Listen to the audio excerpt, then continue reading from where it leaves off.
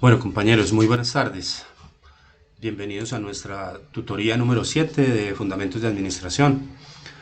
Para el día de hoy, entonces, estamos grabando esta tutoría que va a quedar en la plataforma disponible para ustedes a partir de esta noche. El tema que vamos a tratar hoy, entonces, es el del entorno organizacional, que es el último tema que nos queda por temática en el módulo.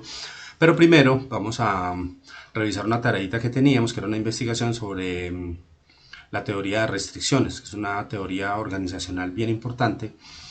Entonces la vamos a mirar desde la presentación como tal.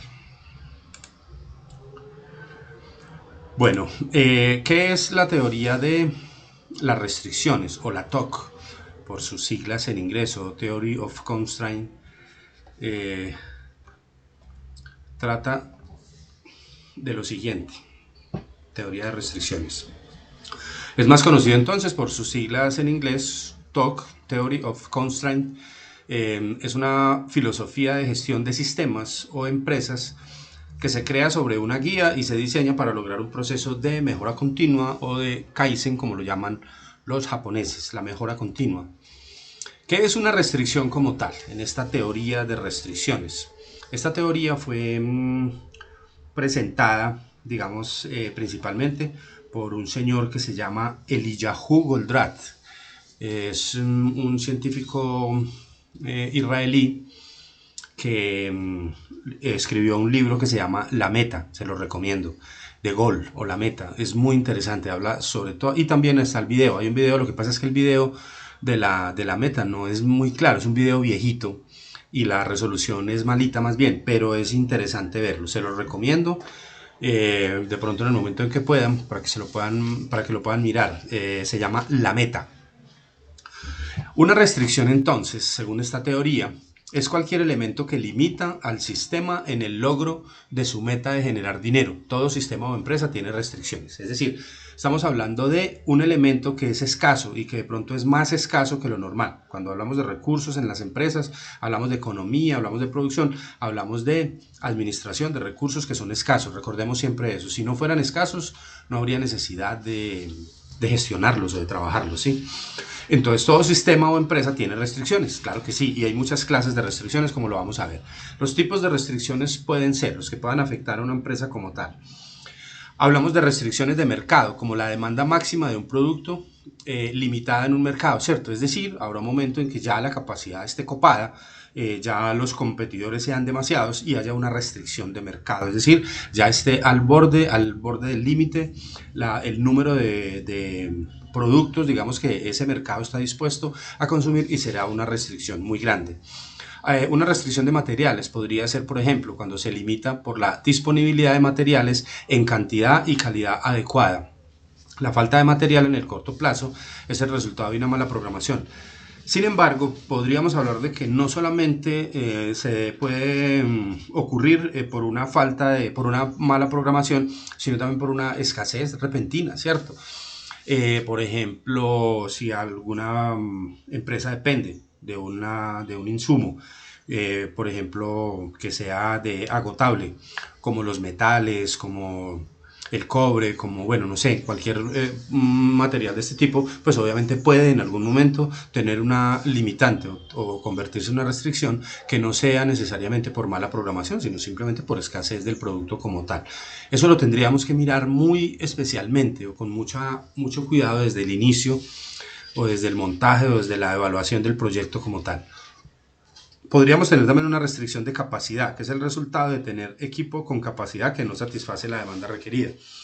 Se llama, digamos coloquialmente lo llamamos, es abarcar más de lo que podemos procesar, es decir, tener una expectativa mucho más alta de la que realmente podemos sostener.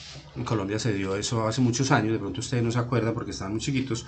Hubo una empresa que nació, una telefónica en Colombia, se llama Hola Colombia, y ellos comenzaron con un programa digamos, de lanzamiento de unos planes celulares muy baratos, pero vendieron tantos que no fueron capaces de cubrir la demanda, y la empresa fracasó porque tenían una restricción de capacidad que no la tuvieron en cuenta desde el inicio.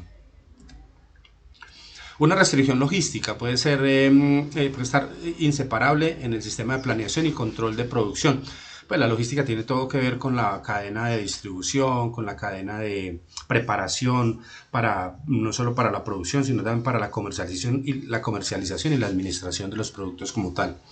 Podríamos hablar también de una restricción administrativa, como estrategias y políticas definidas por la empresa que limitan la generación de capacidad y la optimización local. Podríamos tener allí algunas fallas, digamos, de temas administrativos, algunas, digamos, visiones erradas de lo que es la estrategia o la política de la empresa como tal, es decir, la visión a largo plazo. Y eso puede restringir también en algún momento el desempeño de la empresa. Y restricción de comportamiento como actitudes y comportamientos de personal que también pueden llegar en algún momento a presentar alguna reticencia, digamos, por parte de los empleados, un mal manejo del recurso humano, falta de motivación, de incentivos, de reconocimientos. Bueno, de todas estas cosas pues obviamente puede generar también una restricción importante. Los recursos del sistema. Nosotros cuando hablamos de teoría de restricciones estamos hablando de 3 tipos de recursos. El recurso, el primero es el que no es un cuello de botella, es decir, el que está por encima de la capacidad, o sea que es mayor que la demanda. Yo tengo, por ejemplo, una línea de producción y para la línea de producción necesito energía eléctrica, necesito unos insumos metálicos y necesito... Entonces, habrá uno de ellos, por ejemplo, que no sea un recurso, que no sea cuello de botella porque esté suficientemente ofrecido, por ejemplo, la energía. No nos va a hacer falta, entonces no lo tenemos en cuenta como un recurso cuello de botella. Ahora, hablando de los cuellos de botella como tal, que es de lo que habla la teoría de restricciones como tal, es de tomar en cuenta estos recursos que se denominan cuellos de botella, es cualquier recurso cuya capacidad es igual o menor que la demanda que se le impone, es decir, es el que está más escaso, el que está más difícil de conseguir o de producir o de generar. A ese es al que en el que nos vamos a detener en la teoría de restricciones. Y los recursos restrictivos de la capacidad es un recurso que se ha convertido en un cuello de botella como resultado de un incorrecto manejo o programación, es decir, hay una parte de la producción que no se ha atendido de la manera adecuada, es un proceso clave en la producción y resulta que presenta generalmente restricciones o presenta retrasos, digámoslo así, en las entregas. Se miran entonces 2 indicadores financieros para analizar la teoría de restricciones. El primero, la utilidad neta, que se lo reportan normalmente en el estado de resultados. Todos sabemos que la utilidad neta son los beneficios que genera la empresa después de haber cancelado todos sus pasivos, todas sus acreencias, después de haber pagado a los empleados, al gobierno, los impuestos, de haber pagado los costos. Lo último que queda es la utilidad neta.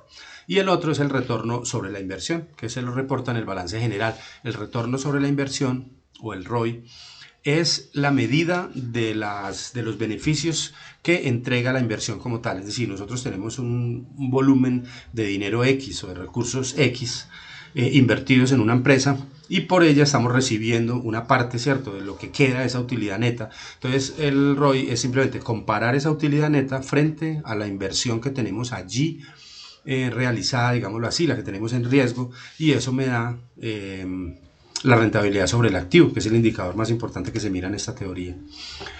Y los indicadores, eso frente a indicadores financieros, ¿cierto? Y frente a indicadores operativos se miran, entonces lo primero es el throughput, y el throughput lo define la teoría de restricciones como la velocidad a la cual una organización genera dinero a través de las ventas, es decir, qué tan rápido convierte esos inventarios, esas materias primas y todo eso en dinero como tal, o esas cuentas por cobrar en dinero como tal. Entonces aquí nos dice que ese throughput es igual al precio de venta menos el costo de la materia prima. Y cuando estamos hablando del costo de la materia prima aquí estamos hablando en general del costo variable que tiene el producto, es decir, de lo que lleva como tal el producto. Otro es el inventario, entonces mide el inventario solo en términos del costo de la materia prima, excluyendo el valor de la mano de obra y los gastos de fabricación. Es decir, solamente se tiene en cuenta para inventario el tema del costo de la materia prima. En el gasto de operación, o el GO, es todo el dinero que el sistema gasta en transformar todos los inventarios en throughput, es decir, en convertir todos los gastos en que incurrimos para convertir esos inventarios, sean de materias de insumos o de material terminado y tal, convertirlo en dinero, convertirlo en throughput, y los throughput los consideramos como las unidades de meta, es decir, son las contribuciones que hace cada producto en la venta para cubrir los costos fijos, ya lo vamos a ver. Entonces, dentro de ese indicador financiero, entonces está la utilidad neta, que es la sumatoria de todos los throughput, es decir, de todas las contribuciones que hace cada producto vendido, menos los gastos de operación, eso sería la utilidad neta.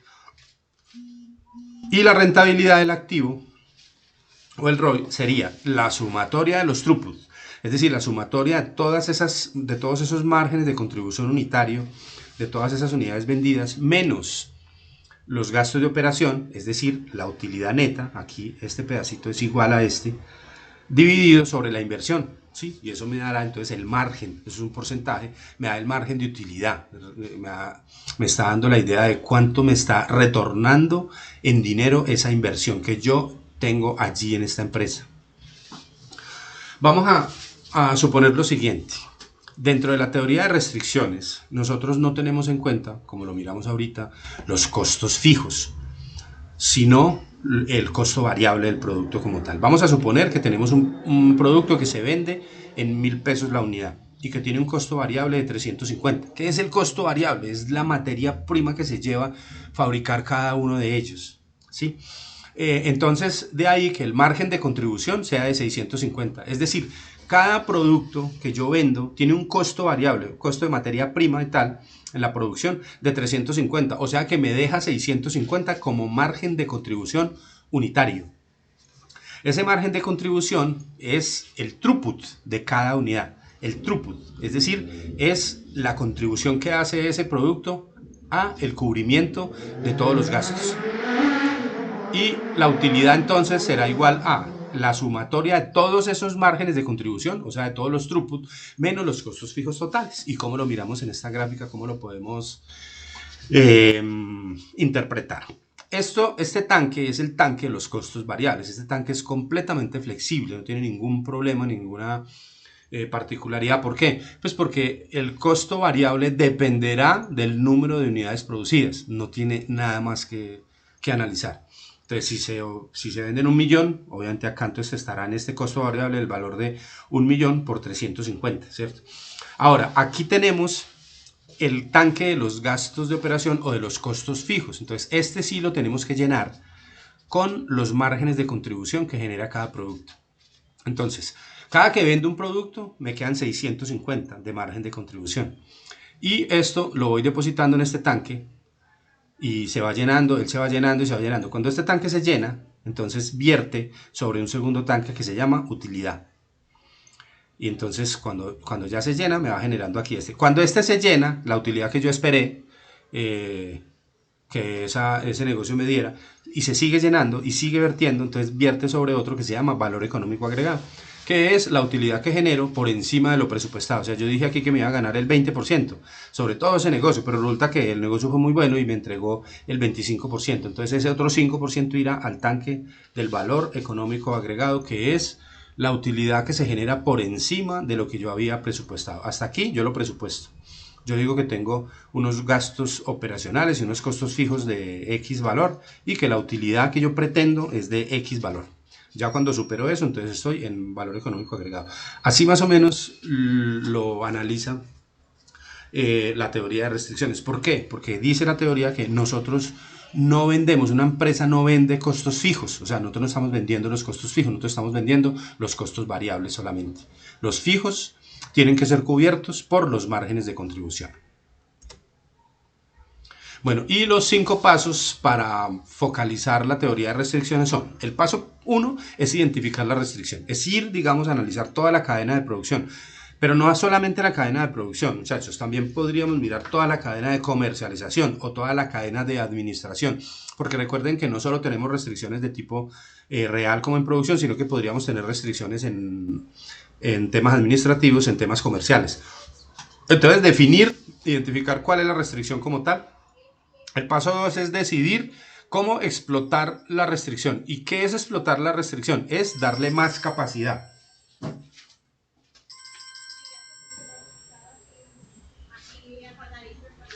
Darle más capacidad a la restricción.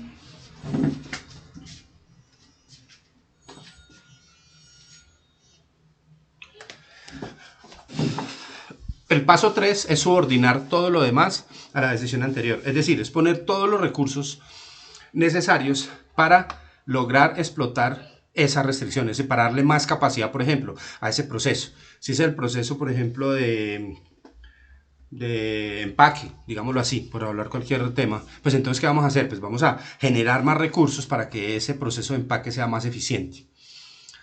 Lo cuarto es, obviamente, con esto, con la utilización de estos recursos y con estas decisiones, elevar la restricción, elevar la capacidad que tiene esa restricción, es decir, eliminar ese cuello de botella.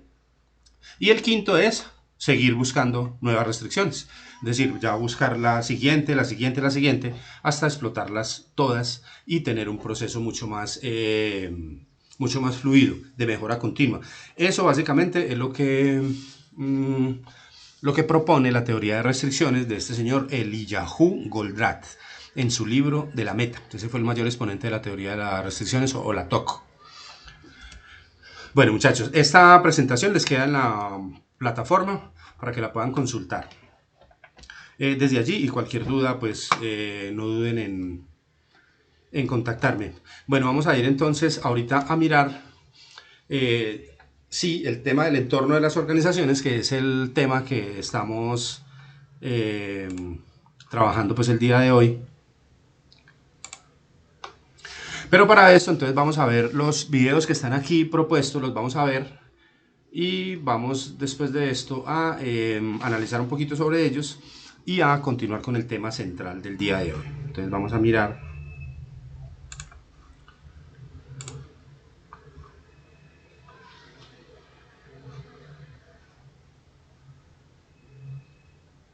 el entorno.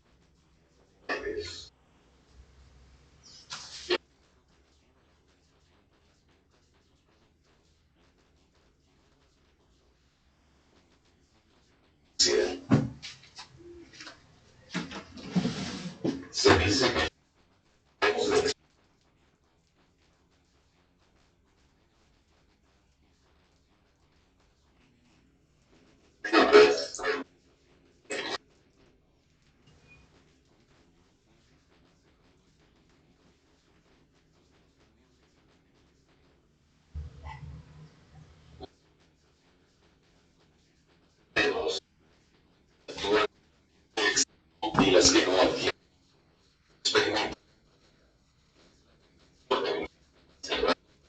necesidad de conocerse.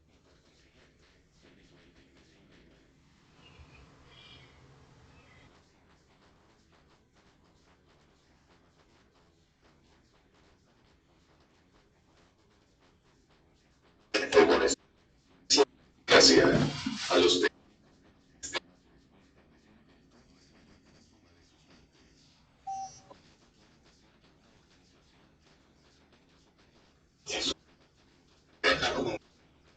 técnicos.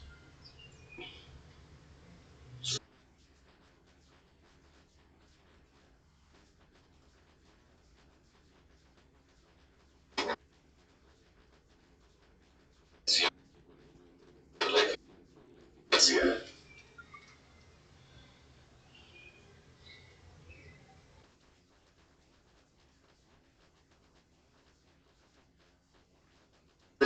y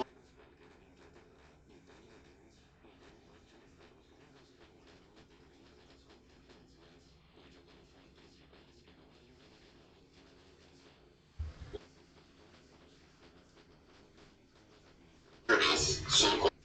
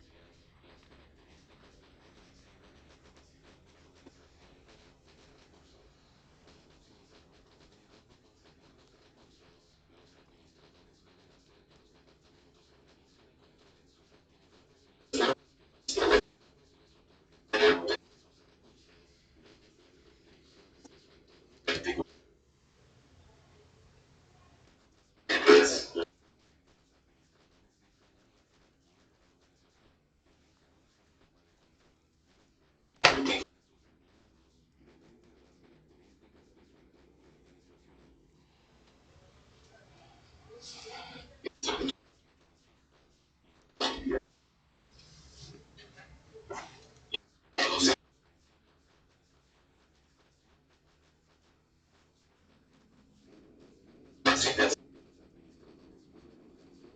en las responden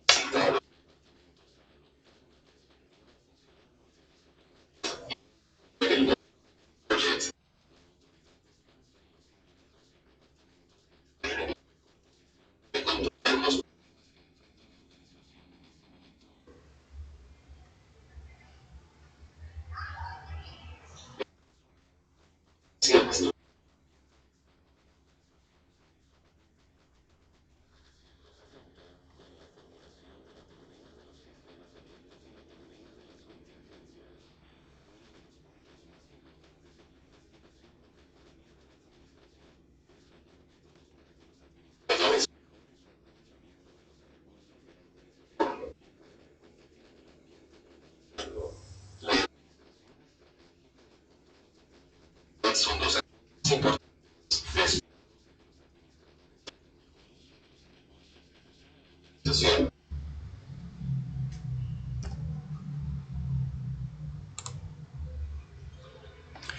Bueno, sobre este pequeño video podemos extractar de manera muy básica o muy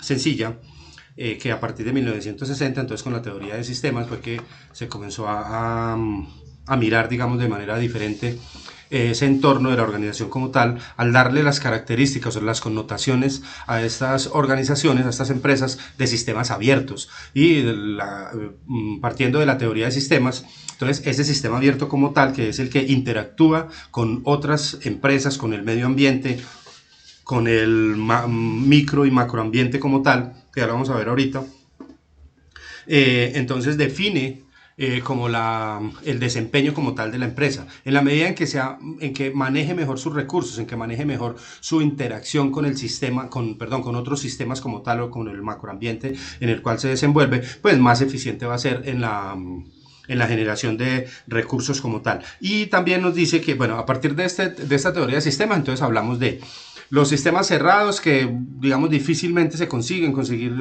Imaginarse un ejemplo de sistema cerrado es muy difícil. Es decir, una empresa que sea cerrada, por ejemplo, y que no interactúe con nadie, pues no existiría, ¿cierto? Pues obviamente, así no tenga ánimo de lucro, pues tendrá que prestar alguna función social y en esa función social tendrán que interactuar con algunos grupos o con algunas partes de la sociedad. Entonces es difícil encontrarlo. Los sistemas abiertos sí generan entonces interacciones con mucho tipo de agentes y generan también entonces características que son típicas de los sistemas, como la entropía de la que nos hablan allí, que es la capacidad que tiene un sistema para derrumbarse, digamos, cuando no interactúa con el entorno. También el concepto de la sinergia, que es decir que el todo es más que la suma de las partes, es decir que unidas ya las partes o en funcionamiento general un sistema genera unos frutos, digamos, o genera unos recursos adicionales que suman más, es decir, comparados con la suma de cada una de las partes integradas. Se llama el concepto de la sinergia.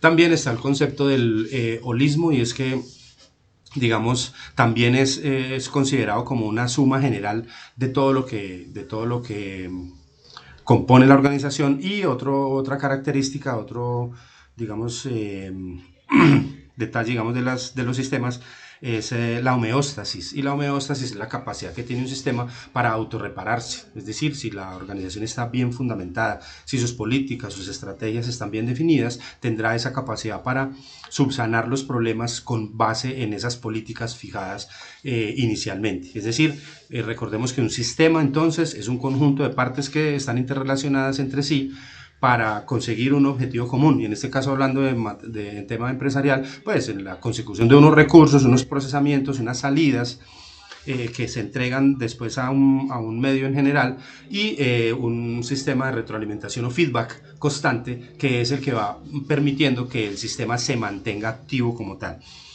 Por último, de la teoría contingencial, que se generó también por ahí en 1960, nos queda que de todas esas teorías administrativas que nosotros hemos visto, que nosotros hemos venido estudiando desde la primera tutoría, que estamos hablando de los clásicos, de los científicos, de las relaciones humanas, de la estructuralista, de la burocracia y tal, pues entonces hay un concepto que es el contingencial, que habla de que para poder administrar bien un proceso, para poder administrar bien una empresa, pues yo no necesariamente tengo que escoger una de esas líneas al pie de la letra, sino que yo puedo utilizar un sistema que se llama el eclecticismo, o elaborar, digamos, un esquema, o implementar, digámoslo así, un esquema dentro de la empresa que sea completamente ecléctico. Y lo ecléctico quiere decir que tome de cada parte, de cada teoría, lo que le conviene para cada proceso y lo adapte al medio como tal. Eso es contingencial, es manejar la organización de acuerdo al momento, de acuerdo a las capacidades, de acuerdo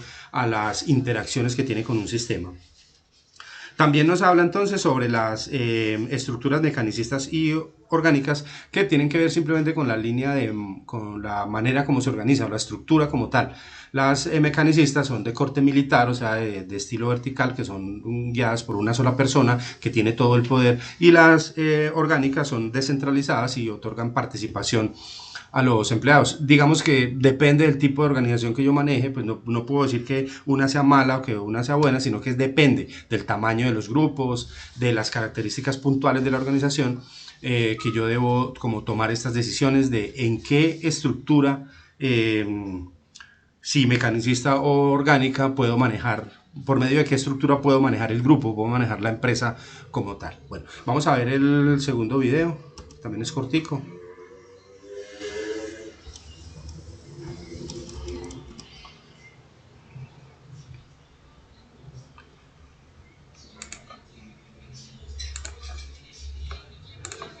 segundo aspecto que influye en los trabajos.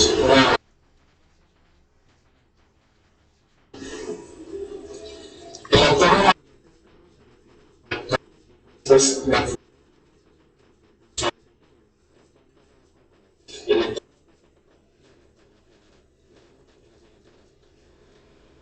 unas cosas que afectan directamente tales como clientes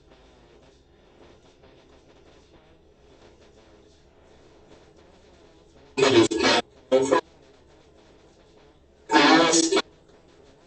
que tener decisiones administrativas un poco más altas y en tema específico las externas que afectan la decisión para el entrega. Entonces, dado que si está por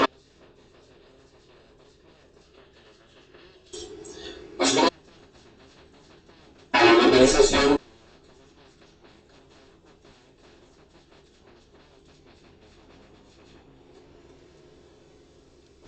pues, nada que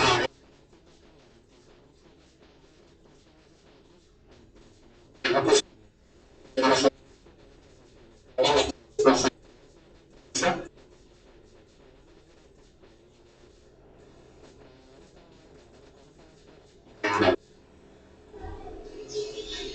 los grupos de presión,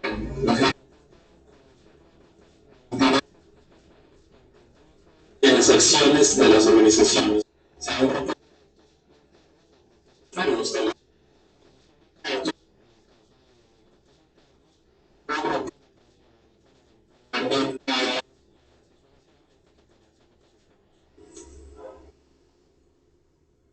los competidores. Todos los científicos competidores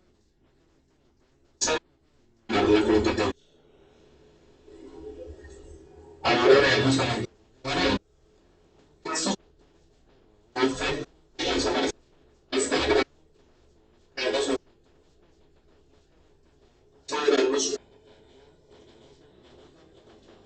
cuatro pasos serán más adelante. Las cosas no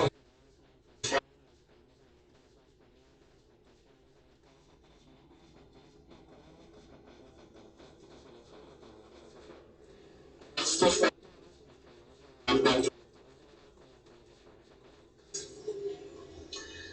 las leyes están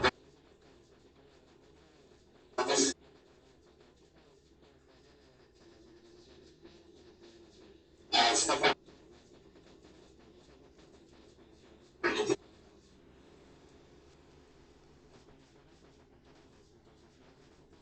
por su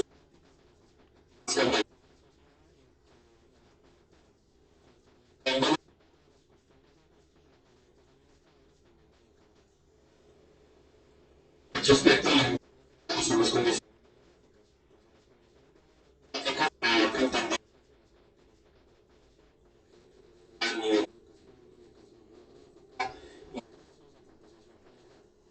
cambios en afectar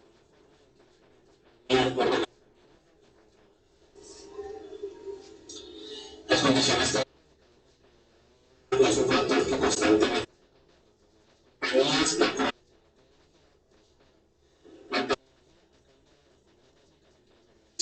estructuradas en que los gerentes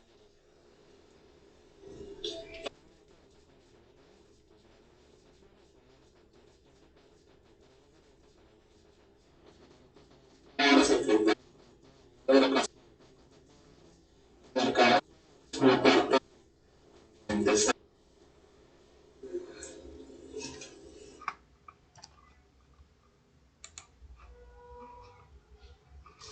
Bueno, muchachos, en este otro video hablamos entonces más específicamente sobre ese entorno de la organización como tal, que se divide en dos, el específico y el general. El específico entonces es el grupo de lo que nosotros llamamos los stakeholders o los grupos de interés, en donde participan entonces los clientes, los proveedores, los grupos de presión y tal, la competencia, digamos todo lo que tiene que ver como lo que tiene que una relación directa con la interacción de la empresa o con el desempeño de la empresa como tal. Y el ambiente general, que son aquellos aspectos que no son del resorte, digamos, de la gerencia, no son del resorte de la administración como tal, porque pueden ser aspectos que no podemos nosotros manejar. Tenemos que planear cómo los podemos mitigar, cómo nos podemos ajustar y cómo podemos desarrollar las capacidades de adaptación que requiramos para el momento en que exista un cambio de corte, por ejemplo, económico. Un movimiento en tasas de interés, en tasas de cambios, y la empresa está, digamos, afectada por importaciones o exportaciones, o dependemos del precio del petróleo o del precio de las divisas internacionales, pues será importante hacer unos ajustes allí, unas actividades de planeación. Los aspectos sociales también, por ejemplo, cambios culturales, percepciones, bueno, todo eso también puede, digamos, afectar a la empresa, pero vuelvo y repito, no podemos controlar eso. Nosotros podemos controlar de pronto los otros específicos. En los temas jurídicos, por ejemplo, o en lo que llama lo político-legal, normas, impuestos, leyes que lleguen y tal. Verbo y gracia, lo que estamos viviendo en este momento. El gobierno ha decretado una cuarentena, un aislamiento obligatorio para las personas, y obviamente pues esto afectó a todas las empresas. ¿Qué pueden hacer las empresas para modificar eso? Nada, no pueden cambiar la norma, no pueden cambiar nada de eso. Simplemente lo que tienen que hacer, y de lo que estamos hablando durante estos 2 meses, es de rediseñar procesos, de cambiar formas de producir, de cambiar formas de comercializar, de utilizar la virtualidad, de utilizar otros mecanismos para poder continuar con la operación normal de las empresas.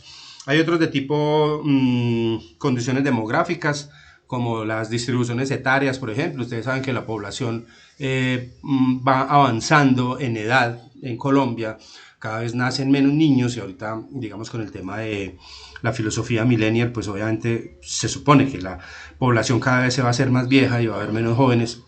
Pues obviamente esos son algunos aspectos que la empresa no puede manejar, pero también se tiene que adaptar a ellos. El tema tecnológico, el tema de la globalización, y por último, los temas, bueno, en el tema tecnológico, digamos, a pesar de que las empresas pueden invertir en desarrollos y tal, pues igual estamos supeditados a una avalancha tecnológica mundial, ¿sí? Universal, que viene como una tendencia general y que viene desde hace mucho tiempo. Entonces, básicamente, el entorno específico y el entorno general son aquellos aspectos que afectan el desempeño, la operación normal de la empresa, que tenemos que tener en cuenta dentro de nuestras planeaciones estratégicas para poder afrontarlos de la mejor manera. Bueno, vamos a mirar entonces ya el tema de módulo como tal. En la relación de concepto nos dice que el entorno de las organizaciones comprende el estudio de la importancia de los fines de las organizaciones, o sea, la importancia de los objetivos, para qué están creadas, para qué están allí, y el entorno externo de las organizaciones o macroentorno, lo que estábamos mirando. Por aquí nos dice, las organizaciones son entidades sociales, dirigidas por metas, diseñadas con una estructura deliberada y con sistemas de actividad coordinados que interactúan en el ambiente interno para el logro de los objetivos. Sobre la importancia de los fines de la organización ya vamos a mirar, y aquí está entonces dividido, presentado en este esquema, el entorno específico, que está integrado por clientes, proveedores, competidores, reguladores, bueno, alianzas, que pueden ser los stakeholders como tal, los grupos de interés, y el entorno general, que puede estar entonces en lo político, legal, económico, sociocultural, tecnológico o regulatorio, entre otros, como lo acabamos de ver en el video. El objetivo general de esta unidad es entonces identificar las variables de los entornos internos y externos que afectan las organizaciones en el desarrollo de su gestión, y como objetivos específicos reconocer los diferentes elementos del entorno interno que afectan a las organizaciones e identificar los factores externos controlables y no controlables que afectan la gestión de las organizaciones. Dentro de la importancia de las organizaciones como tal, ¿para qué existen ellas? Existen para reunir recursos para alcanzar metas y resultados deseados. Sí, básicamente la empresa es un sistema que toma recursos del medio, los procesa y los entrega como productos terminados o resultados deseados. También están para producir bienes y servicios de manera eficiente, y cuando hablo de eficiencia hablo de la mejor utilización de los recursos que son escasos para la producción, para facilitar también la innovación como tal, para utilizar tecnologías modernas de información y de manufactura, para adaptarse e influir en un entorno dinámico de cambio. Esto sería una de las más importantes. Recuerden que siempre me vuelvo cansón con el tema, pero es lo más importante. La capacidad más grande que puede tener una persona o una empresa es la capacidad de adaptación, porque lo único constante que tenemos hoy en día es el cambio. Todos los días el medio cambia. Para crear valor para los dueños, clientes y empleados, es decir, para los stakeholders, para todos. Y por último, adecuarse a los retos existentes de diversidad ética, motivación y coordinación de empleados. Sobre esta teoría hablamos ya ahorita un poco.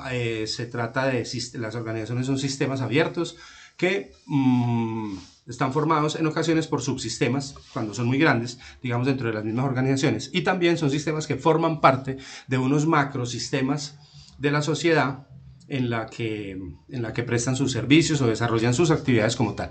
Un sistema cerrado, ya lo hablamos ahorita, que no dependerá de su ambiente. El sistema es un conjunto entonces de elementos, ya lo definimos ahora, es un conjunto de elementos interrelacionados que adquiere insumos del entorno, los transforma y distribuye el resultado. Esta, digamos, es la definición de sistema para organización como tal. La definición de sistema general, ya se las comenté ahorita, es un conjunto de partes que están interrelacionadas y que persiguen un objetivo común. En teoría de sistemas, esa es la definición del sistema como tal. Los subsistemas son los componentes de un macrosistema, un sistema más grande. Y el sistema abierto es el que debe interactuar con el ambiente para sobrevivir. Consume recursos y exporta recursos al ambiente, es decir, toma recursos, los convierte, los entrega otra vez como productos terminados y luego hace un proceso de feedback o de retroalimentación para la mejora continua, que es lo que hace que el sistema permanezca activo. Entonces, ese sistema abierto se define entonces como conjunto de elementos dinámicamente relacionados en interacción que desarrollan una actividad para lograr un objetivo o propósito, operando con datos, energía, materia, unidos al ambiente que rodea el sistema y para suministrar información, energía o materia, productos terminados como tal. Los elementos del sistema como tal, desde esta teoría, son 4. Lo primero son las entradas, mediante ellas el sistema consigue los recursos e insumos necesarios para su alimentación y nutrición. En el segundo está el procesamiento, que se trata entonces de transformar esas entradas en productos terminados o en salidas o en resultados, en objetivos como tal. El tercero son las salidas, que es el resultado de la operación del sistema. Por medio de ella, el sistema envía el producto resultante al ambiente externo, es decir, entrega lo que procesó. Y por último, la retroalimentación, que constituye una acción de retorno. Es positiva cuando la salida por el mayor estimula y amplía las entradas, es decir, cuando se hace de manera adecuada. Las organizaciones, aquí está más o menos como la gráfica de lo que hace el sistema abierto como tal, las entradas, el proceso y las salidas. Aquí sobre los tipos de organizaciones, creo que ya lo habíamos tocado tangencialmente, es un tema demasiado básico. Habla de que nosotros tenemos organizaciones con fines de lucro, que son aquellas que persiguen obtener un beneficio económico de alguna dimensión, y las que son sin ánimo de lucro, que están tipificadas entonces como aquellas que no persiguen un fin económico, o que si lo persiguen lo van a entregar como beneficios a sus participantes. La definición de sin ánimo de lucro, digamos, es que no va a generar una utilidad per se, sino que todo lo que genere, esas organizaciones, todo lo que generan, por ejemplo, voy a poner un ejemplo, un colegio que es sin ánimo de lucro, no es que no genere utilidades, claro que sí, puede en un año recibir por producto de las pensiones que le pagan los estudiantes, recibir más dinero del que necesitaba para gastar. Lo que pasa es que ese dinero que sobra, ¿sí?, esa utilidad no se puede retirar, no se puede utilizar, sino estrictamente en mejoras o en actividades para el mismo colegio, para el bienestar de todos. Eso es lo que define una organización sin ánimo de lucro. Es decir, no es que no persiga la plata, sí la persigue, lo que pasa es que no la puede entregar como beneficios a un particular, sino que la tiene que reinvertir. Tipos de organizaciones sin ánimo de lucro, pues hay públicas, o sea, las del Estado, como universidades públicas, como un cuerpo de bomberos, por ejemplo, como hospitales, la policía, las fuerzas militares. Hay también religiosas, dentro de las cuales pueden haber colegios, seminarios, hospitales, universidades como tal. Civiles, Puede haber también colegios, universidades, defensa civil, bueno, organizaciones, pueden haber ONGs también, pueden haber organizaciones de economía solidaria, como asociaciones comunales, cooperativas, las cooperativas por lo general, y los fondos de empleado, pues son este tipo de organizaciones, porque a pesar de que sí persiguen un beneficio económico, ese beneficio debe ser repartido de manera equitativa entre todos sus participantes. Y las organizaciones sociales como la OEA, la UNICEF, la ONU, que son o las ONGs, que son aquellas organizaciones que persiguen un bienestar social o una intervención en aquellos países, en aquellas regiones del mundo en donde se necesita mejorar las condiciones de vida de las personas.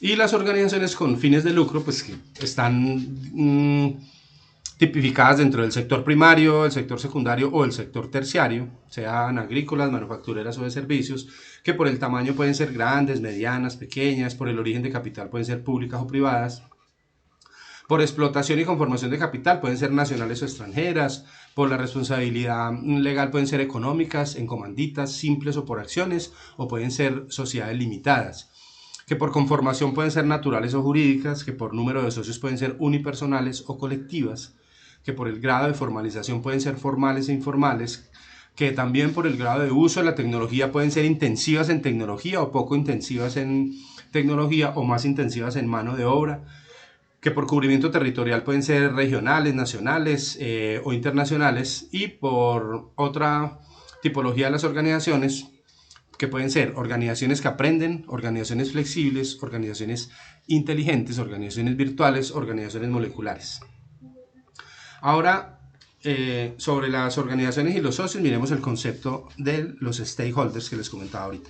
¿Qué es un stakeholders? El concepto de stakeholders, que podríamos traducir como partes interesadas, fue introducido en un memorándum realizado por el Stanford Research Institute en 1963 para identificar a aquellos grupos o personas que son de importancia vital para la existencia de una organización empresarial. De ahí, a su vez, la gran importancia de los stakeholders en toda empresa.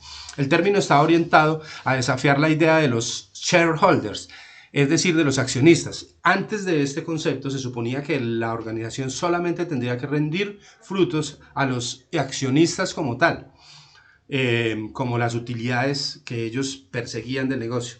Pero este concepto de los stakeholders amplía y dice que no son ellos los únicos a quienes la administración de la empresa debe tener en cuenta, sino que tenemos que tener en cuenta al empleado, al cliente, al accionista, al proveedor, a todos los grupos que estén allí interesados. Y por otra parte hay que tener en cuenta que cuando una empresa tiene una contratación de 1000 empleados, de manera directa, de manera indirecta tiene muchos más, y hay unas personas que son las familias de esos participantes de ese negocio que también son partes interesadas. A la familia de la persona que trabaja en esa empresa le interesa también lo que pase con esa empresa, porque de ahí están derivando sus ingresos. Estos tipos de grupos son entonces primarios, que son los stakeholders, fundamentales para la operación de la organización. Esto incluye proveedores, trabajadores y tal. Y los secundarios, que son aquellos que no participan directamente en el intercambio con la empresa, pero que sí pueden afectar o verse afectados por las acciones de esta. En esta categoría están competidores, medios de comunicación, las ONGs, inclusive el Estado, ¿sí? Porque podría estar interesado en el cobro o en lo que esta empresa pueda pagar de impuestos. Bueno, como pistas de aprendizaje de esta parte, dice, tenga en cuenta que la comunidad en general, como grupo de interés, espera que las empresas cumplan sus obligaciones legales y los requerimientos sociales. Sí, nosotros esperamos que esas grandes empresas tengan una responsabilidad importante dentro de la sociedad en la que se desenvuelve, porque es aquí donde se les permite, si estamos hablando de Pereira, por ejemplo, es aquí donde se les está permitiendo comercializar sus productos o prestar sus servicios, y entonces es como el deber de ellas entregar parte de esos rendimientos al bienestar de la comunidad como tal. Las organizaciones, al formar parte de un sistema social, poseen ciertas responsabilidades sociales. Sin embargo, en la práctica, esto no se reconoce ni como un objetivo organizativo ni como un criterio a considerar en la toma de decisiones, desafortunadamente. Pero sí debería haber una responsabilidad directa entre el desempeño de la empresa como tal y la sociedad en la cual vende sus productos, digámoslo así, en la cual se desempeña. Dice, no pierda de vista que un análisis sencillo de llevar a cabo y que permite una rápida apreciación de la situación del ambiente interno y externo de una organización es el análisis DOFA, que seguramente ustedes ya lo han visto en algún otro curso, que quiere decir entonces calcular o analizar las debilidades, oportunidades, fortalezas y amenazas. No olvide que la posición de los trabajadores, otro grupo de interés en la organización, son un canal de comunicación con otros grupos de interés, siendo cada vez mayor el reconocimiento de los directivos de la necesidad de atender a estos como medio para equilibrar y satisfacer las necesidades de otros grupos de interés, lo que les acaba de comentar. Cuando una empresa tiene 1000 personas contratadas, realmente de manera indirecta tiene 3000, 5000, 10000, bueno, muchos más, por el tema comunicativo y por el tema de dependencia económica. También recuerde que la responsabilidad social de las organizaciones está dirigida a desarrollar estrategias que finalmente pueden impactar a diferentes grupos de interés. Tenga presente que los accionistas también son un grupo de interés, aparecen en las organizaciones como consecuencia de la separación entre la propiedad, los dueños de la empresa, y el control, los gerentes y las juntas de socios o directivas. Esta separación puede generar problemas debido a que los accionistas no tienen un control directo sobre el comportamiento de la dirección y esta puede tomar decisiones en beneficio propio. ¿Qué es lo que nos dice esto? Hay un tema que se llama la teoría de la agencia o el problema de la agencia y nos lo están detallando por acá. Es aquella diferencia o separación que hay en las grandes empresas, en las grandes corporaciones, entre la propiedad de la empresa y la dirección. Es decir, que en una gran empresa, una gran corporación, los dueños no tienen que ver con la administración. Los dueños, son accionistas, son inversionistas y tal. Y pueden participar en unas asambleas y hacer unos comentarios, hacer unas recomendaciones para la administración, pero la administración es independiente.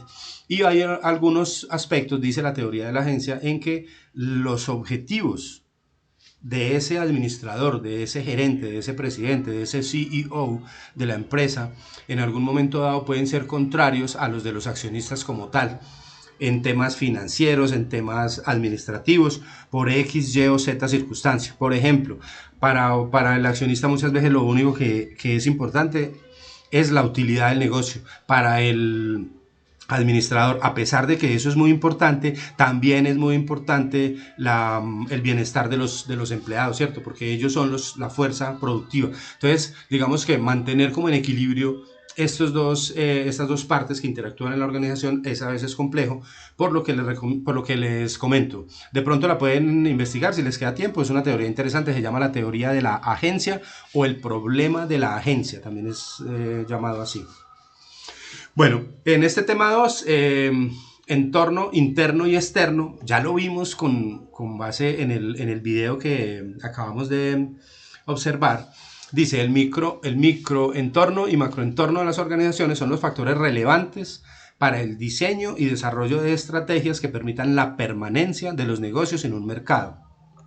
¿En qué consiste el ambiente de las organizaciones? Puede definirse el entorno de la organización como todos los elementos que influyen de manera significativa en las operaciones diarias de la empresa, dividiéndolos en dos. Entonces, ahorita ya lo miramos. En el específico o ambiente interno, que está integrado por las organizaciones y personas reales con quienes se relaciona la empresa. Y en el general, que lo constituyen todas las condiciones de fondo en el ambiente externo de la organización. Esta parte del ambiente conforma un contexto general para la toma de decisiones gerenciales. Ya lo acabamos de ver, ¿sí? Lo vamos a repasar simplemente. En el microambiente, entonces, están los clientes, están los proveedores, está la competencia, está el mercado como tal, están los reguladores, que son agencias o representantes gubernamentales que pueden tomar decisiones que incidan en la operación de la empresa. Ese sería el microambiente. Y el macroambiente están entonces las condiciones económicas, que se refiere al estado actual de la economía, temas de tasas de interés, inflación, tasas de cambio, Producto Interno Bruto, niveles de desempleo, bueno, condiciones socioculturales. Dice, es el estado general de los valores sociales dominantes en aspectos tales como los derechos humanos, el medio ambiente natural, las orientaciones en educación y las instituciones sociales relacionadas con ella, así como los patrones demográficos.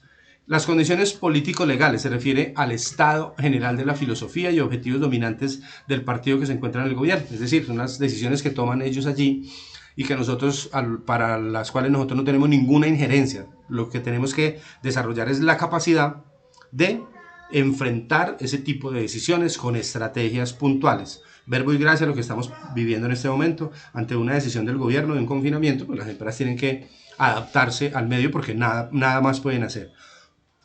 Condiciones tecnológicas relacionadas con el estado general del desarrollo y disponibilidad de la tecnología en el entorno, incluyendo avances científicos, y las condiciones ecológicas referidas a la naturaleza, al medio ambiente natural o físico, incluyendo la preocupación por el medio ambiente, el tema de lluvias, de tormentas, de catástrofes, de todo eso, pues que también son, que están por fuera, digamos, del resorte de la administración como tal. Bueno, en ese entorno organizacional hay un análisis que ustedes lo conocen, que es bien importante, que es el de la matriz DOFA, que es como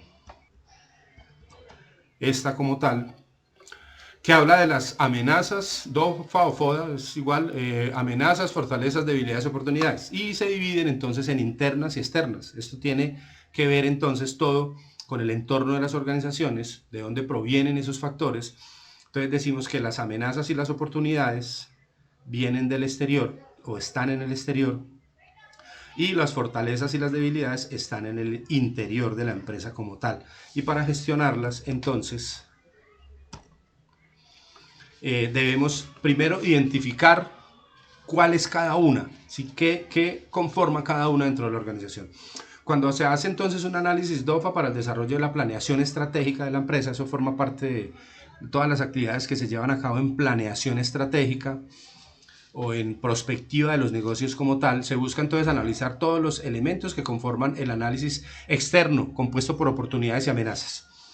Y identificar las fortalezas y las debilidades que están en el interior, por ejemplo, ¿sí? Entonces, como aspectos internos, las fortalezas, la empresa internamente puede ser fuerte, ¿cierto? O sea, yo puedo establecer en qué soy bueno, en qué soy muy bueno. ¿Cuál es mi fortaleza como tal? ¿Cuál es mi ventaja? En eso podría yo hablar de las ventajas comparativas. ¿Cuál es mi ventaja comparativa con la cual yo construyo las ventajas competitivas? Eso formará parte de las fortalezas como tal. ¿En qué mi desempeño es superior al de la competencia? Establecer exactamente las debilidades, porque tendré que trabajar mucho en ellas, ¿cierto? Tengo debilidades comerciales, tengo debilidades en la cadena de distribución, debilidades en, bueno, no sé, en procesos de tesorería y tal. Y los aspectos externos, entonces, las oportunidades, siendo un factor que está fuera de la empresa, esta puede hallar oportunidades como, por ejemplo, préstamos, bueno, cualquier cosa que ahorita, por ejemplo, a pesar de que estamos en una crisis general, pues obviamente esta crisis no solamente presenta amenazas, también para algunas empresas ha presentado oportunidades, ¿cierto que sí? Claro, las que se dedican, digamos, por ejemplo, a productos de aseo, productos de los que estamos consumiendo en este momento, antibacteriales, bueno, que tienen que ver con el control con el control del coronavirus, pues obviamente han visto allí unas oportunidades. Ustedes ven que en las noticias escuchamos que así como hay empresas que están perdiendo mucho valor en el mercado bursátil, pues hay otras que han ganado, por ejemplo las tecnológicas, las que prestan el servicio de, por ejemplo, de las videoconferencias y todo eso, pues claro, han crecido porque pues están siendo más utilizadas, son un factor clave en estos momentos, y pues era una oportunidad que estaba allí y simplemente salieron a aprovecharla. Y las amenazas que también están fuera, que pueden ser amenazas frente a leyes, a factores ambientales, factores económicos, sociales, bueno, pueden ser financieros también, como índices de inflación, precio del dólar, cualquiera de estas amenazas para las cuales yo tengo que diseñar estrategias para mitigar los riesgos, digámoslo así, mitigar las afectaciones que pueda tener. Las compañías extranjeras son también ejemplo de amenazas y oportunidades para las organizaciones, como alianzas estratégicas o como competidores internacionales que vienen a quitarnos el negocio como tal. Bueno, traer a la memoria entonces, como pistas de aprendizaje, que el entorno de cada organización es diferente. Este depende mucho de la clase de negocio, de la tecnología de punta, del negocio en particular, de la globalización y de los recursos y capacidad de reacción frente a los cambios constantes de las economías globalizadas. Vuelvo y repito lo mismo, muchachos. Se trata de la capacidad de reacción, de desarrollar capacidad de reacción o capacidad de adaptación a los nuevos momentos, ¿sí? A los cambios que genere constantemente el medio. No pierda de vista que un análisis sencillo de llevar a cabo es el análisis DOFA, por el cual pues, se pueden establecer entonces debilidades, oportunidades, fortalezas y amenazas. No olvide que toda empresa u organización tiene un entorno general, definido por diversas variables. Esas variables influyen en la configuración de las circunstancias operativas y concretas. Ejercen fuerza en el origen, funcionamiento y desarrollo de la empresa y constituyen amenazas, desafíos u oportunidades. Recuerde que muchas organizaciones han fracasado y han llegado a su quiebra por falta de análisis del entorno, es decir, por no estar pensando continuamente en cómo se está moviendo el mercado o hacia dónde tiende el mercado. Recuerden lo que siempre les he dicho, dentro de toda organización importante, eso es básico que lo tengan en cuenta ustedes mañana en sus negocios o en sus cargos, en sus empresas y tal, y es que alguien tiene que pensar, no solamente tenemos que operar. La operación es importante, la eficiencia, la eficacia, el manejo de los recursos, pero también es muy importante la planeación, es decir, alguien o alguna área de la empresa, depende de su tamaño, debe estar analizando lo que dice aquí, analizando el entorno, analizando el medio, analizando las tendencias, hacia dónde está orientado el mercado de mi producto como tal, para yo poder tomar hoy las decisiones que me van a llevar a ser exitoso mañana, no las de hoy mismo, porque si yo pienso solamente en el hoy, obviamente me quedo cortico. Tengo que hacer un trabajo de prospectiva, y la prospectiva tiene que ver con la visualización de un escenario futuro, y con base en ese escenario futuro que yo me imagino desde hoy, con ese análisis del entorno que hago, entonces diseño o implemento las estrategias que tengo que llevar a cabo desde hoy para lograr mañana obtener esa visión de futuro, obtener ese escenario futuro. Tenga presente que el éxito de la empresa dependerá si elige aquellos entornos, mercados y aquellos productos, servicios en los que posea ventajas con respecto a los competidores en cuanto a diferencias positivas.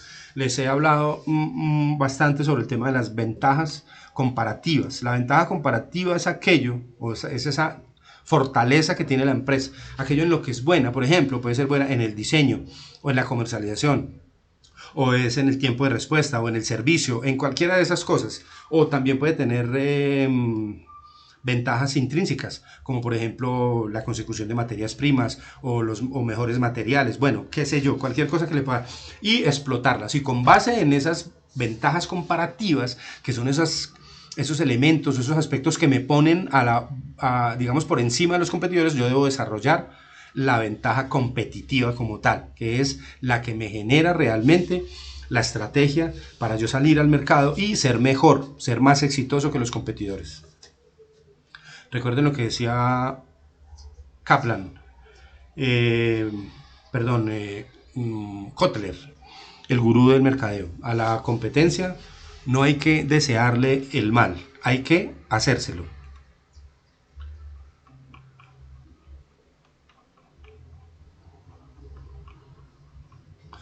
Bueno, muchachos, hasta aquí es el tema del módulo como tal y del curso. Aquí hay unas pistas de aprendizaje, es bueno que de pronto apenas tengan tiempo le peguen una revisadita y las discutimos en la próxima tutoría. Por temática como tal, entonces vamos a dejar hasta allí. Esta videoconferencia entonces yo la cargo en la plataforma y cargo también el examen. Nos veremos entonces dentro de 8 días, Dios mediante, en la última videoconferencia, y también para practicar, para hacer un breve resumen, digamos, de todo lo que vimos, contextualizar de manera general de qué se trató el curso y hasta dónde llegamos, qué obtuvimos con él, y va a practicar el examen final y hacer como la retroalimentación última del curso como tal. Les deseo una muy buena semana, muchachos, cuídense mucho y Dios los bendiga.